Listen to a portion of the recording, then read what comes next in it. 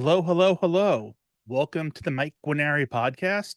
This is episode 15. Wow, it's been 15 already now. Um, so today I'm not going to discuss a Celtic practice, after all, because a crazy thing happened today. And just kind of, I guess it was bound to happen, but it kind of blew my mind a little bit, only because we were just discussing knowing yourself through uh basically through ancestry research and genealogical research and figuring out who you are and where you came from. So it's kind of odd that this popped up right now. So I found out that one of my ancestors actually killed the ancestor of one of my friends. Well, to be exact, my ancestor put out a hit on my friend's ancestor. Um, you know, I guess would it be medieval yet? Probably not. A Dark Ages hit, um, in the 1100s. Uh, so are you intrigued yet? I hope so. So let me tell you about what happened. Around the year 400 Common Era, give or take 100 years, um, one of my distant ancestors gifted land in the Irish Midlands to the man who would go on to be St. Columkill or St. Columba. And on this land, St. Columkill built the Durrow Monastery, or an Irish Daru. By doing that, by giving that land to St. Columkill, the family was forever deemed the protectors of the land and of the monastery. The act of giving that land obligated them to the protection of it. Over time, over the years, the family branched out. And one particular branch, that's my branch, was the Fox branch, FOX, or in Irish, Oceania.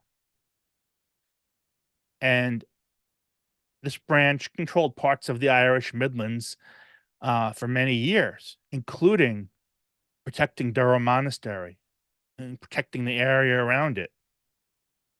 So then come the Anglo-Norman invasion, where King Henry actually came over to Ireland for himself for a while to kind of direct things a little bit. And when he left Ireland, he left in charge a man named Hugh de Lacy. And de Lacy was in effect and became the first viceroy of Ireland for the crown.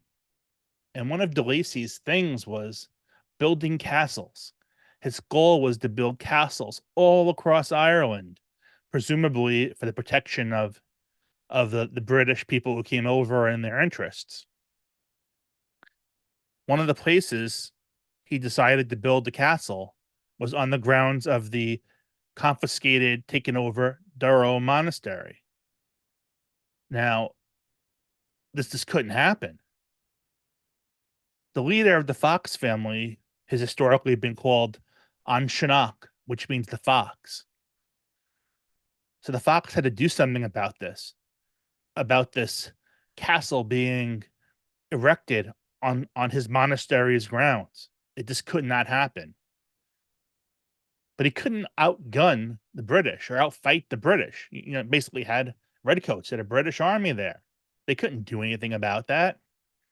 So they had to resort to guerrilla tactics. So one day, Hugh de Lacy, I'm sorry, not Hugh de Lacy. One day, the fox gives his stepson explicit instructions to kill Hugh de Lacy and how to do it.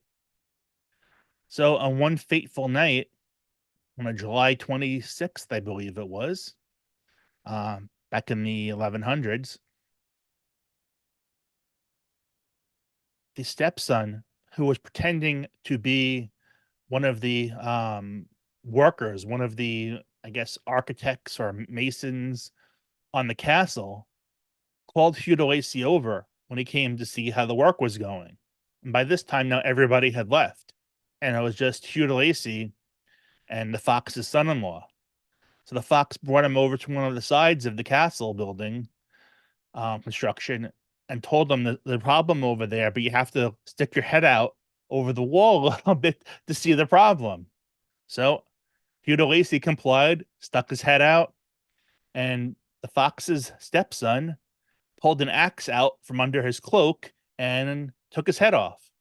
The head went into the ditch below the castle wall, and his body was still on the castle up top.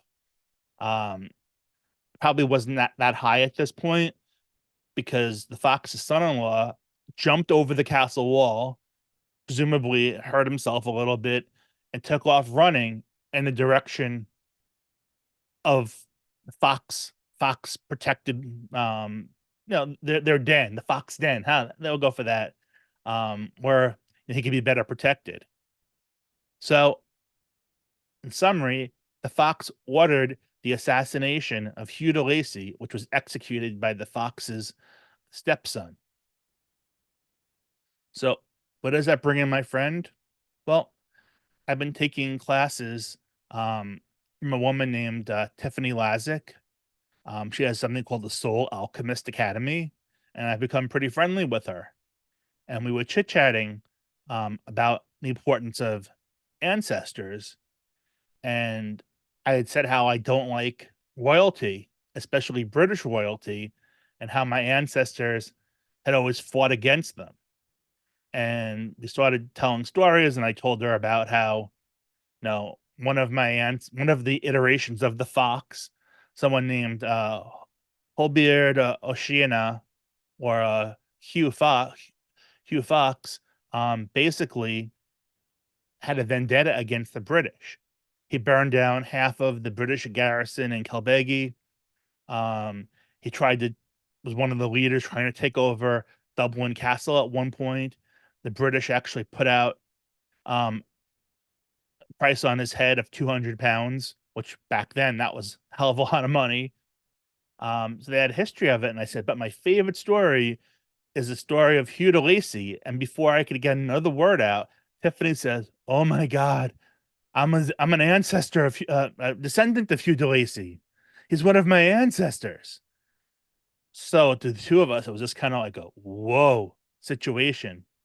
I mean, I'm sure there's plenty of descendants of this particular fox who ordered his assassination, and plenty of descendants of Hugh de Lacy. But the fact that the two of us, a fox descendant and a de Lacy descendant, were talking to each other and been dealing with each other, learning, and our ancestors were vehemently on opposite sides. It was just a pretty amazing thing, and it just kind of blew my mind a little bit. At least enough that I didn't want to discuss a Celtic practice today because I wanted to tell everybody about this because I thought it was so neat. Well, that's all I have for today. Just a reminder, if you haven't done so already, please head over to MikeGuarneri.com and sign up for my email list. The link is in the descriptions below or on the side or wherever it happens to be. So until tomorrow, stay well.